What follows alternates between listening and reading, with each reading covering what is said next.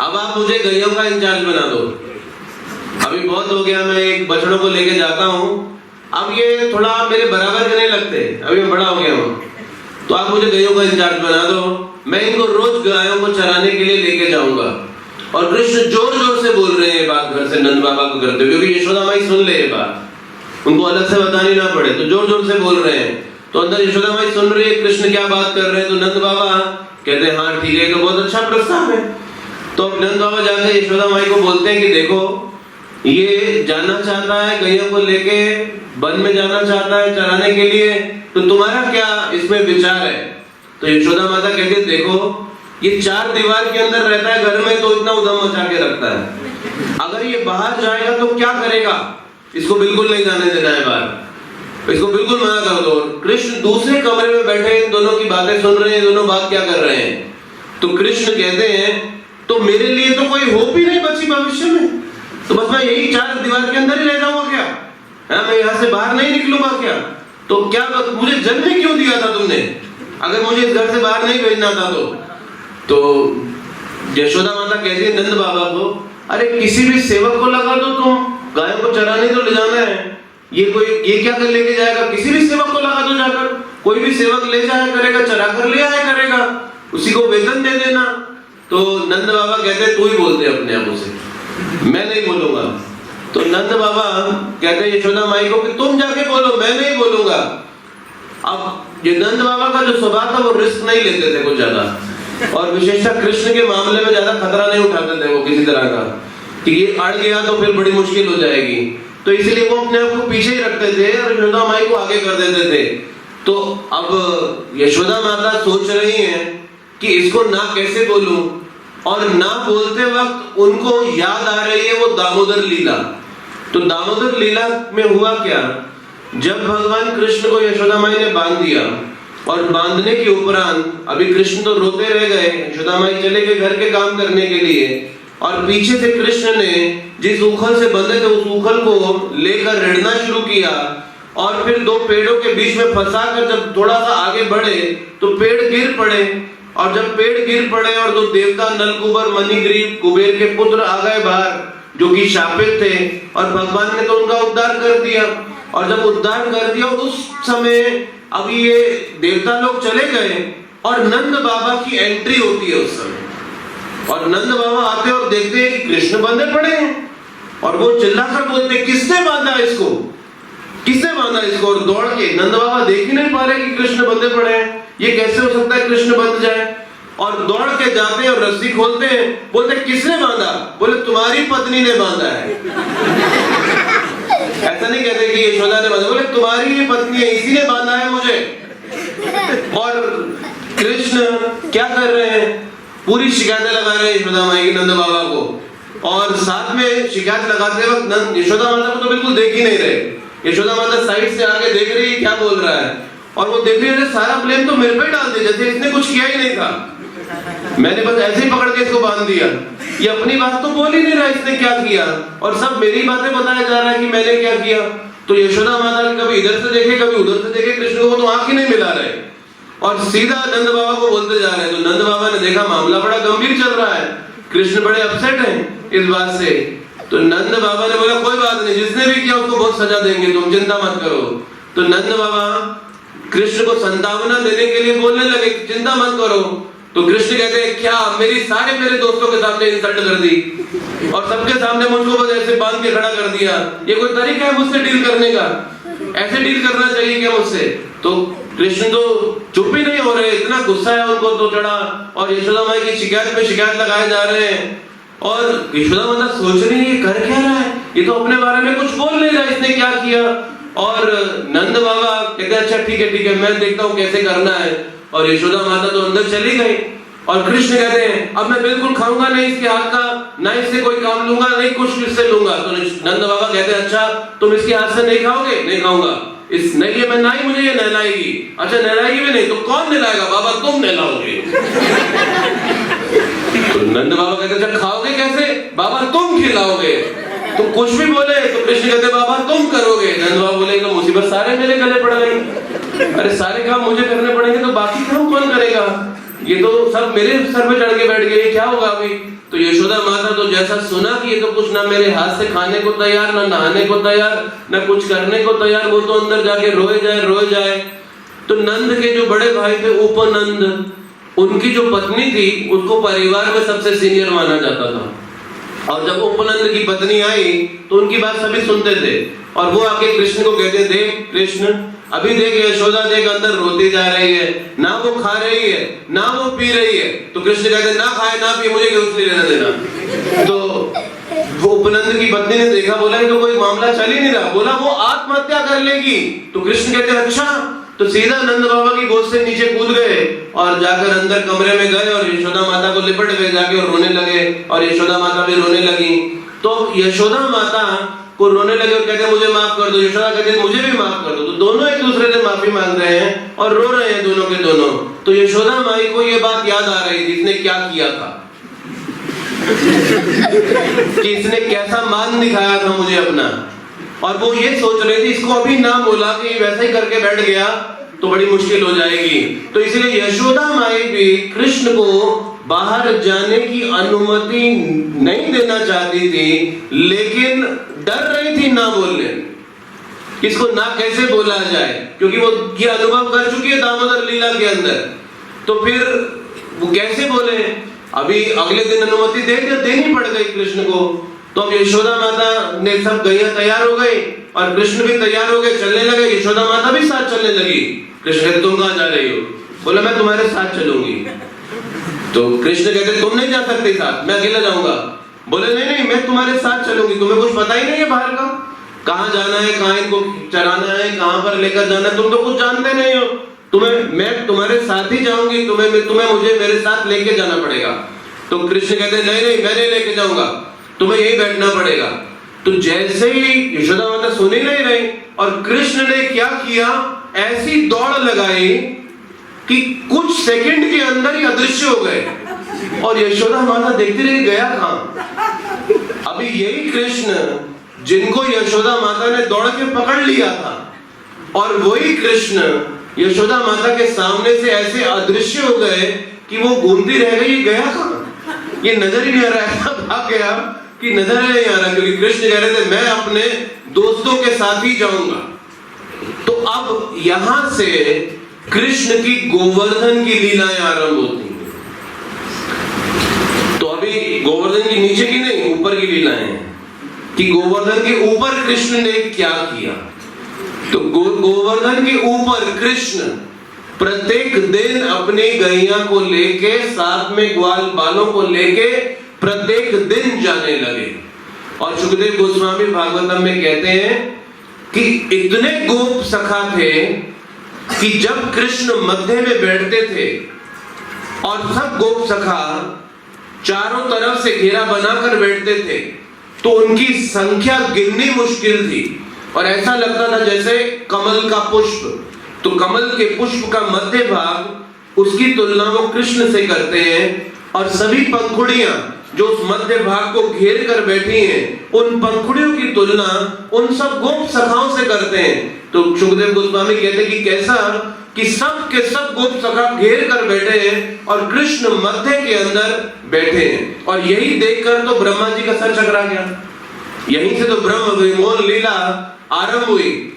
तो जब कृष्ण गोवर्धन पे जाते हैं, तो गोवर्धन के ऊपर एक एक पत्ती, एक एक फूल, एक एक पेड़, हर एक का स्पर्श कर कर रोज आते थे। वो पत्तियां, वो घास, वो तिनके, वो पेड़, वो पुष्प इंतजार करते थे कृष्ण के स्पर्श का, कि कृष्ण आएंगे और हमें स्पर्श करके जाएंगे। और जब कृष्ण निकलते थे वृंदावन से गायों को लेके, और सूर्य कृष्ण को देखता था, और जब कृष्ण पेड़ों और झाड़ियों के बीच में जाते थे तो सूर्य अपनी दिशाएं बदल लेता था कृष्ण को देखने के लिए। और सभी लोग टकटकी लगा के आकाश में देखते थे, सूर्य को हो क्या रहा है आज, ये अपने रेगुलर रास्ते को छोड़ के इधर उधर क्यों दाएं दाएं बाएं जा रहा है। तो वो सूर्य कृष्ण को देखना चाहता था कि कृष्ण कहां जा रहे हैं, कृष्ण कैसे हैं। तो कृष्ण ऐसा आकर्षण है उनका कि सूर्य रेगुलर पाथ को छोड़ के इधर उधर दाएं बाएं देखना शुरू कर देता था।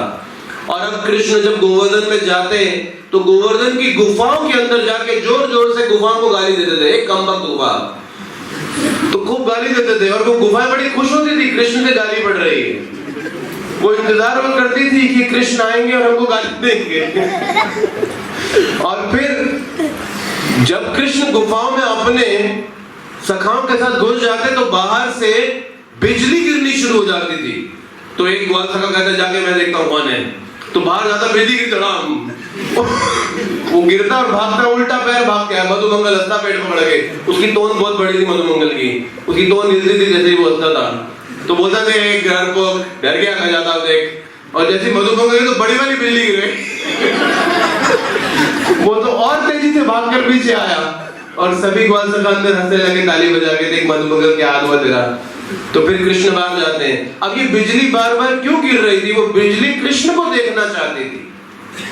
तो जब तक कृष्ण बाहर ना आए वो बिजली बार बार गिरे जा रही थी। और अब जब कृष्ण आए तो कहते देख लिया ना, चलो जाओ, अब दोबारा आगे परेशान नहीं करना, यहाँ पे कर लिया दर्शन, चलो। तो बार बार बिजली भी गिर रही है कृष्ण को देखने के लिए। और अंदर ग्वाल सखा कभी मधुमंगल का कान खींच रहे हैं, कभी उसकी चोटी खींच रहे हैं। ये मधुमंगल बड़ा फनी कैरेक्टर है कृष्ण लीला में। और ये मधुमंगल एक बार क्या होता था कि जब ग्वाल सखा लोग कृष्ण के साथ, जहां पता चलता था इस गोपी के घर में मक्खन है, वहां रात को घुसते थे। और एक दिन एक ग्वाल सखा ने मधुमंगल के साथ हंसी करने के लिए गोपी को जाके बता दिया कि देखो आज ये सब लोग तुम्हारे घर में घुसे हैं मक्खन चुराने के लिए। अभी सभी तो खिड़की से कूद गए, लेकिन मधुमंगल मोटा था और उसकी गर्दन भी मोटी थी और पेट भी, तोन भी मोटी थी। तो मधुमंगल जो था उसकी, वो तो निकल गया उसकी गर्दन बाहर, उसके हाथ भी निकल गए, तोन बीच में फंस गई। तो पैर गोपी के घर के अंदर, हाथ बाहर और तोन बीच में। तो बाहर से ग्वाल सखाओं ने हाथ पकड़ ली और वो खींच रहे हैं, और अंदर से गोपियों ने पैर पकड़ लिए और वो खींच रहे हैं। और बीच में मधुमंगल की तोन फंसी हुई है। बड़ा मुश्किल में मधुमंगल पड़ गए, बोले कि कहां पर आ गया इन लोगों के साथ, इन्होंने फंसा दिया मुझे लाके। सभी तो निकल गए, लेकिन ये मधुमंगल फंसा हुआ बीच में। तो मधुमंगल क्या करता था, जब ऐसी परिस्थिति फंसती थी तो वो अपना ब्राह्मण थ्रेड जनेऊ निकालता, अंगूठे पे डालता, बोलता मैं ब्राह्मण हूं, अभी श्राप दे दूंगा तुम्हें। बोला, और वो श्राप भी क्या देता था मधुमंगल कि 70 साल के बुड्ढे से जिसकी 7 पत्नियां, उससे शादी होगी तुम्हारी। एकदम जैसा मधुमंगल श्राप देता था गोपियां छोड़ देते थे। तो मधुमंगल की स्ट्रेटेजी थी, तो जहां भी फंसता था वो अपना जनेऊ निकालता, क्योंकि ब्रज में एक ही ब्राह्मण था और वो मधुमंगल था, सब डरते थे इसके श्राप से। तो जहां भी फंसता था वो अपना श्राप देना शुरू कर देता, बोला मैं ब्राह्मण हूं, मुझे कुछ किया तो अभी छोड़ूंगा नहीं तुमको। तो ऐसा मधुमंगल फंस जाता था बीच के अंदर, तो इस प्रकार से वो निकलता था। तो अब एक बार ऐसा ही हुआ कि जब गोवर्धन में सब गैयों को लेकर भगवान कृष्ण गोचारण के लिए आए, तो मधुमंगल की तोन तो वैसे थी, लेकिन उस दिन ज्यादा मोटी लग रही थी। अब उसने क्या किया था, उसने अपनी धोती में चारों तरफ लड्डू छुपाए हुए थे। तो वो लड्डुओं की बेल्ट बनी हुई थी चारों तरफ, तो तोन उसकी और बाहर निकली हुई थी। तो सब वंश का उसकी तोन की तरफ देख रहे हैं कि ये कुछ आज ज्यादा ही मोटी लग रही है।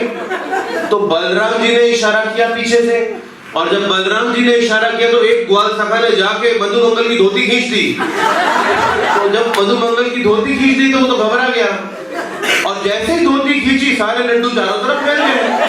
अब मधुमंगल लड्डू संभाले या धोती संभाले, इसके लिए बड़ी मुश्किल पड़ गई कि अगर लड्डू संभाले तो धोती जा रही थी, धोती संभाले तो लड्डू जा रहे थे। तो मधुमंगल बड़ी धर्म संकट में आ गया कि करूं क्या। तो बड़ी मुश्किल से धोती पकड़ी और रोने लग गया मधुमंगल, देखो तुमने मेरे लड्डू छीन लिए, ये दक्षिणा में मिले थे मुझे, तो मैं ब्राह्मण हूं, मुझे दक्षिणा में मिले थे ये मुझे, और मेरी दक्षिणा के लड्डू छीन लिए सारे। तो कृष्ण ने आके बड़ा समझाया मधुमंगल को, देखो मधुमंगल जो मिलता है ब्राह्मण मतलब वो सिर्फ लेता नहीं, उसको देना भी चाहिए। तो मधुमंगल कहते मैं देने ही तो जा रहा था, मुझे मौका तो दिया ही नहीं ना, सीधा छीन लिया गया, ये कोई तरीका है क्या? तो मैं तो देने ही वाला था, मुझ पे शक क्यों कर रहे हो? तो बड़ी मुश्किल से मधुमंगल इस परिस्थिति में फंस जाता।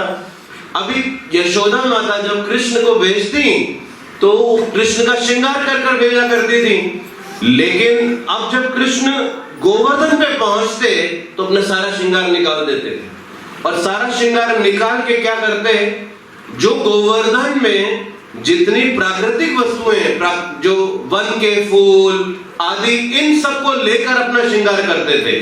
तो गोवर्धन पे जाके लंच के समय में कृष्ण का दूसरे प्रकार का श्रृंगार रहता था और गोवर्धन पर्वत कृष्ण को सब प्रकार की वस्तुएं प्रदान करता था जिससे कृष्ण अपना श्रृंगार कर सके। तो ये गोवर्धन पे रोज चलता। अब जब गोवर्धन से गायों को चरा के भगवान कृष्ण वापस रोज रिटर्न जर्नी में वापस आते नंदगांव बरसाना में, तो जब वापस आते तो कृष्ण क्या करते, अपनी बांसुरी बजाते और बांसुरी की आवाज सुन के जितनी भी गायें दूर दूर वन में रहती थी सब दौड़कर चली आती थी। तो कवि कर्णपूर्ण कहते हैं कि गायों के जो पैर थे चार, इनमें आपस में बड़ा विवाद रहता था। तो कृष्ण गायों को आगे भेजते थे और पीछे खुद चलते थे। तो गायों के जो दो पैर पीछे के थे वो कृष्ण के साथ रहना चाहते थे और वो आगे चलते नहीं थे, और आगे वाले पैर जो दो हैं, क्योंकि कृष्ण ने बोला आगे जाओ तो वो आगे चलते थे। तो गाय बड़ी संघर्ष में फंस जाती थी, दो पीछे वाले पैर चलने नहीं दे रहे हैं, दो आगे वाले पैर आगे जा रहे हैं और दोनों अटके पड़े हैं। तो भगवान कृष्ण पीछे से आश्वासन देते थे, तुम आगे जाओ, मैं आ रहा हूं, चिंता मत करो, तुम आगे जाओ। और फिर गायें थी वो आगे चलना शुरू करती थी। अब जब सूर्य अस्त होने के करीब पहुंचता था तो जो गोप थे जितने, वो सूर्य को आंखें दिखाते थे, अस्त नहीं होना है क्योंकि गोप खुश होते थे कृष्ण के साथ, वो आनंद में रहते थे, वो सूर्य को आंखें दिखाते थे अस्त नहीं होना है। और गोपिकाएं वृंदावन में प्रतीक्षाएं करती थी कृष्ण के लिए और उनके लिए बड़ी कठिनाई होती थी क्योंकि कृष्ण उनको छोड़ के चले गए हैं। और गोपिकाएं सूर्य को आंखें दिखाती थी, जल्दी अस्त हो। अभी सूर्य फंस जाता था बीच में, एक कह रहा है अस्त नहीं होना है, दूसरा कह रहा है अस्त हो जा, और बीच में फिर कृष्ण आगे इशारा करते थे, जैसा तुम्हारा रेगुलर स्पीड है वैसे ही फॉलो करो, किसी की सुनने की जरूरत नहीं है। अब जब कृष्ण आ रहे हैं पूरे दिन के का सब गोचारण करने के बाद, तो गोपिकाएं चबूतरे पर चढ़ के बैठ जाती थी कि कृष्ण अब दिखाई देंगे, कृष्ण नजर आएंगे। अब दूर से जब कृष्ण इतनी गायों को लेकर चलते हुए आते थे तो अब जो ब्रज की रज थी वो गायों के खुरों से उड़ती हुई जब उछलती थी, उड़ती थी, तो ऐसा लगता था जैसे कि एक बड़ा का बड़ा बादल आ गया हो।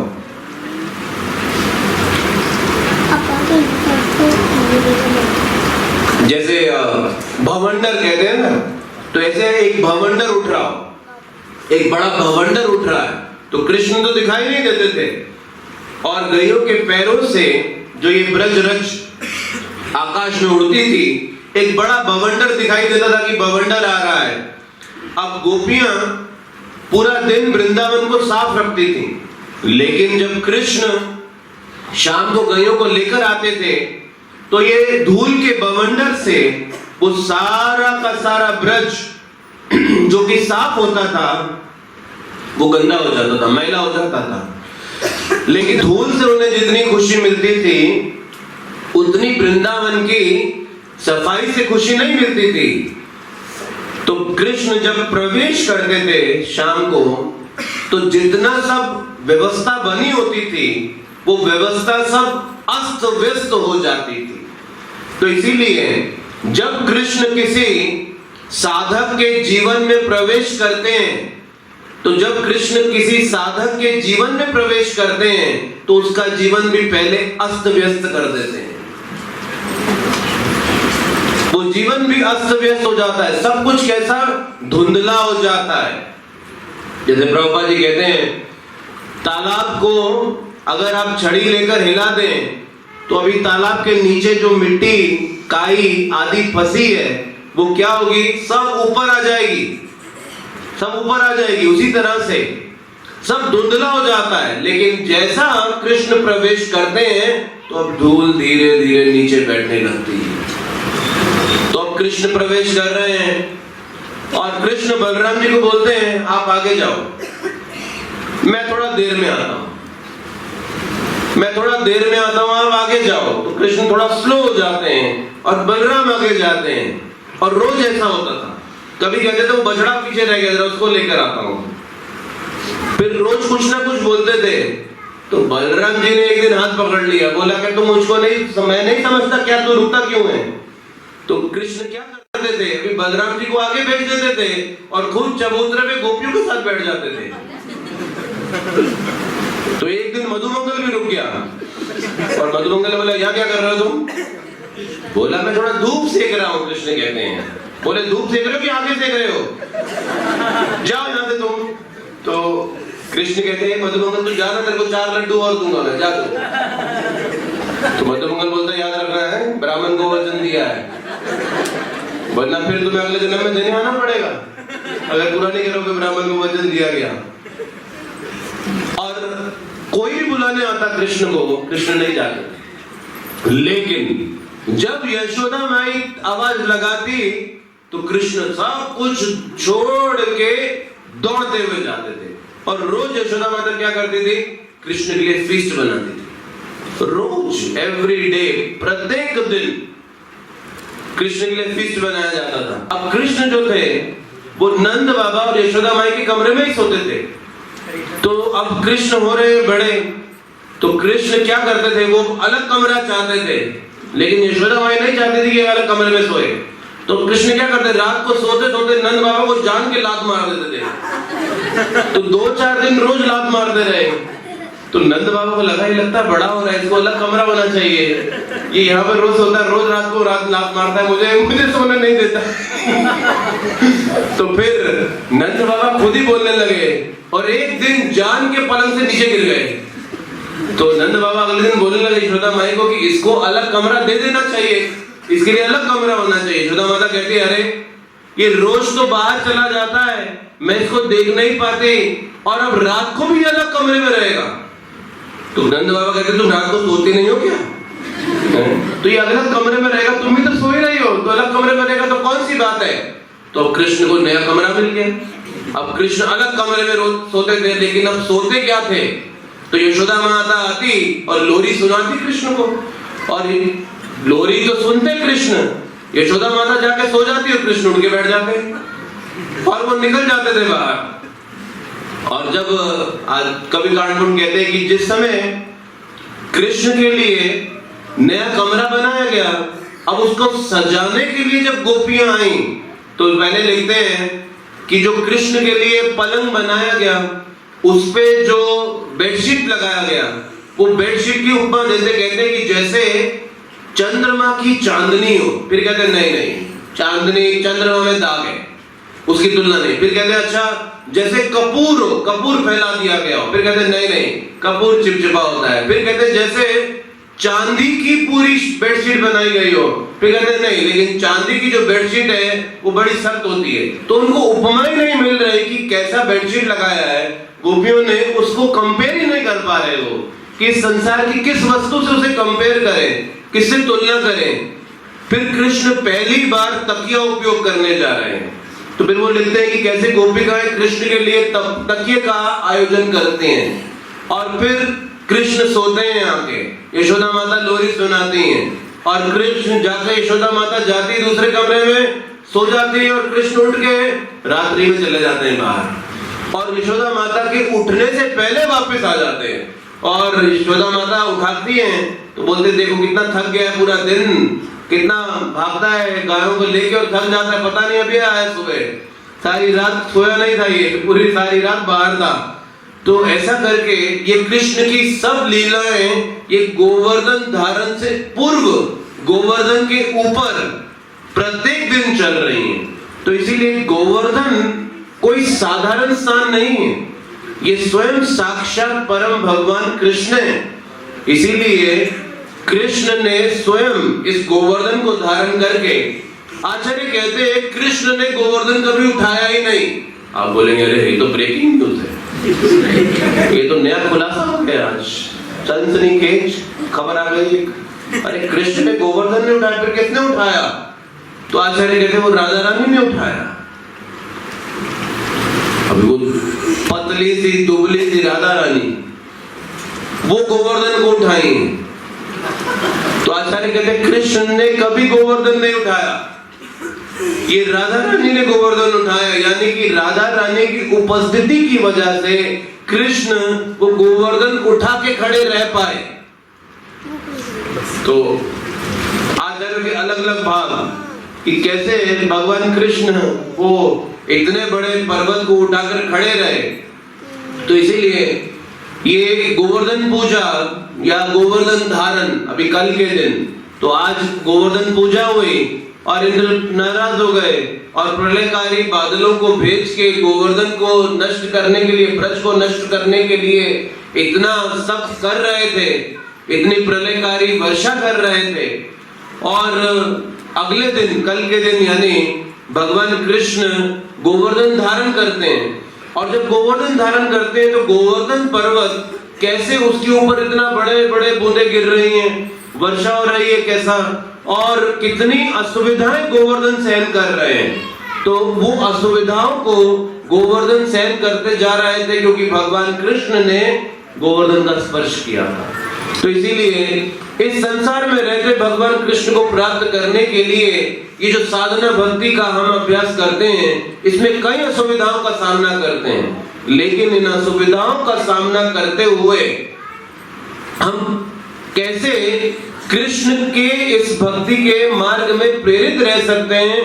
तो आचार्य कहते हैं जिस तरह से गोवर्धन इतने कष्टों को सहते हुए भी उन्होंने एक बार भी ये विचार नहीं किया, देखो ये लोग तो नीचे आनंद कर रहे हैं, कितने मजे कर रहे हैं नीचे, और मैं सारा कष्ट सहन कर रहा हूं। क्योंकि भगवान कृष्ण का जो ये संपर्क है ये इतना अद्भुत है कि हम बड़े से बड़ी असुविधाओं को भी कृष्ण की प्रसन्नता के लिए उठा सकते हैं। तो गोवर्धन पूजा यानी कि हरिवर्य दास, यानी कि वो भगवान कृष्ण के परम भक्त और साथ में स्वयं कृष्ण भी, आज उनकी पूजा का ये जो दिवस है गो पूजा, गोवर्धन पूजा, ये विशेष क्यों है?